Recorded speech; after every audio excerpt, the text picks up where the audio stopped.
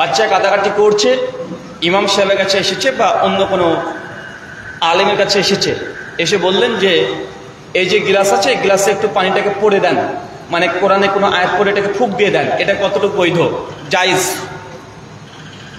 বিশেষ করে ঝাড় ফুঁক রুকিয়া সম্পূর্ণভাবে বৈধ। আল্লাহ নবী আলাইহিস সালামের কাছে আমা আয়েশা রাদিয়াল্লাহু আনহার অসুস্থ জ্বর হয়েছিলেন। সেই সময়তে আমাদের আয়েশা রাদিয়াল্লাহু আনহা কোরআনের কিছু আয়াত তিনি পাঠ করে তাকে পানির মাধ্যমে খাওয়িয়েছিলেন। তাই কেউ যদি পানি দিয়ে খায় এটা বৈধ, যদি কোনো তেলের সঙ্গে কোরআন মাজিদ পাঠ করে ফুঁক দিয়ে মালিশ করে এটাও বৈধ, কেউ যদি কোরআন মাজিদ শুধু পাঠ করে সামনে হাত রেখে ফু দেয়, গোটা শরীর থেকে মাসা করে, এটাও বৈধ। সহিহুল জামে হাদিস না 1765।